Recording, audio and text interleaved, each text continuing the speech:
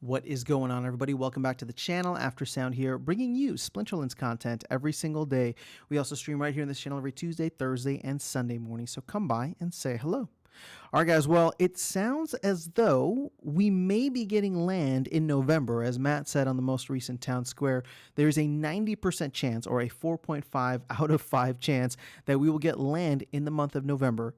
And then we also have the Rebellion pre-sale ending in the next couple of weeks. And of course, the Rebellion General Sale will begin in about a month on December 5th. So my question to you is it possible that we actually see some flywheel action occur over the next 2 to 3, 4, 5 weeks? You know, I don't know. It could be, right? So let's go ahead and actually jump into some of the numbers here. Now, obviously, what we need to do is make sure that we account for where all the DEC is. And I just want to put the caveat out there that people are already burning SPS for DEC. I mean, I don't know why they're doing it, but we've seen this number start to tick up a little bit more every day, a couple thousand every day. I think it's been at least 150,000 over the past week or so because we were under 4 million.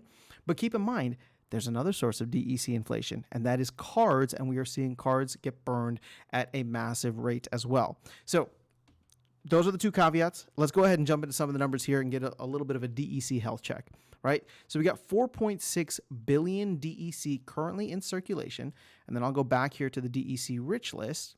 And you can see, you know, we're going to be able to rule out some things here. So we'll try and keep it easy numbers, right? 4.6 billion. There's about 700 million. There's actually 765 million, but 700 million in the Dow. So we take that out. That's 3.9 billion.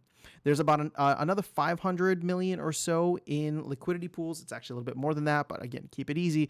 We'll take the 500 billion out. Now we're sitting at 3.1 billion, right? No, I'm sorry, 3.4 billion. Then we take the Terra block and ETH and BSC.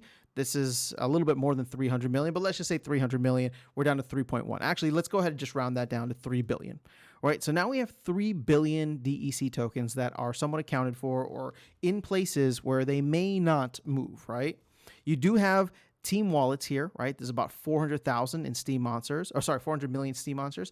There's another 360 million in SL Cold. Again, I'm going to assume those are liquid because if DEC pops up to its peg, my guess is that the team would sell at that point, especially if there's a lot of demand coming in for both land and the Rebellion pre-sale and general sale. So where does that leave us?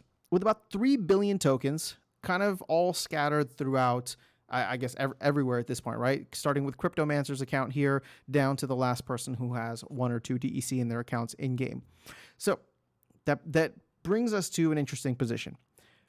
If we just take a look at land by itself, I would say a very conservative estimate for land utilage or utility would be, I don't know if even utilage is a word. Sorry, guys.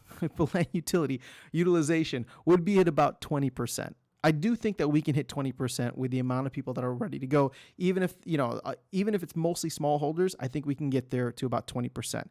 That would be 1.5 billion DEC.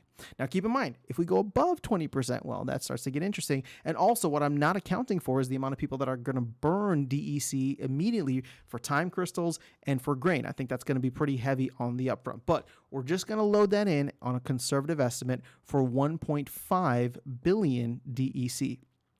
Now, let's take a look at the Rebellion presale. There's about 200,000 packs left, and if you multiply that by, roughly 4,000 DEC, we would get about 800 million. So just those two events alone don't quite get us to the 3 billion that's currently unaccounted for, right? We'd only be at 2.3 billion, about 75% of the way there. Now, granted, I am being very conservative, especially on land, just because I think it'd be great if we were at 30 to 40% range. But I don't want to get too excited. I don't want to put the cart before the horse. Here's the good thing, though. Because we're so conservative, yes, I am leaving like a 700 million DEC kind of buffer in there. But I do believe, especially if DEC starts to go above peg even before that, we could start to see SPS getting burned. Maybe we start to see more cards getting burned. I don't know, right? But at the end of the day, the card burning is only going to add I don't know. I mean, we were looking at it. It's not going to add significant amounts. Maybe a couple hundred million from like one of the biggest bot holders.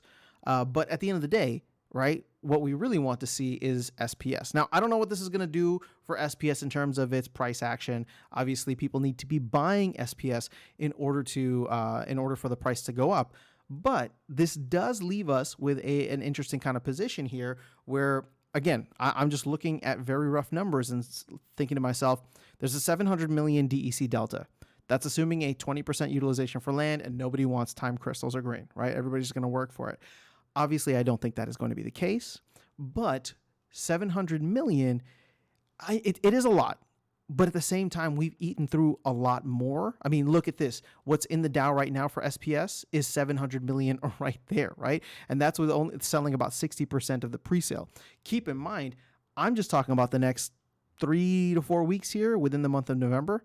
Once we get into December with the general sale, I've posted a video about this already, where I think that once people start to see the returns on this, once the conflict airdrop system is in place, once we start to see the APRs on renting out cards or the prices of them on the secondary market or being able to flip packs, I do believe we're going to see more pack sales in December. So if we don't quite hit it in November, I'm quite confident that we should be able to cover that 700 million delta in December sometime. Now, granted, this is not a prediction. I'm not saying that we're going to do all of it or how many packs we're going to sell. All I'm saying is that there's several different catalysts here over the next 6 weeks. And I know, everything seems soon. And obviously maybe land might still come out in 2024 and Darkest Night will laugh his way to the, he'll never let it go. Right. But if everything does work out the way that we're hoping, the way that the team is kind of aligning it to do, right, with land potentially coming in November, the end of the pre-sale coming up in a couple of weeks, and then, of course, the general sale beginning in December, this could be an exciting time, right? This could be a really exciting time for the game, and that could lead into a hopefully fun 2024 with the Bitcoin halving in April. But again, I'm not thinking that it's straight up, straight into the right here. That's not my goal. I was just trying to look at how much DEC we would actually need to use. Now, keep in mind, 20% land utilization is 1.5 billion DEC. If we get close to 40%, which is one of the targets that I've set out, that's 3 billion DEC right there. So if we do end up beating the conservative estimates on land, it's done. And then everything with Rebellion ends up just being, kind of icing on the cake that really starts to eat in. And I do think that there will be a kind of life spiral for that once it happens, once people get enough packs. But I'll save that for another video. Just want to share some of these numbers with you. Let me know your thoughts in the comments below. I'll catch you all in the next one and see you around the game. Take care.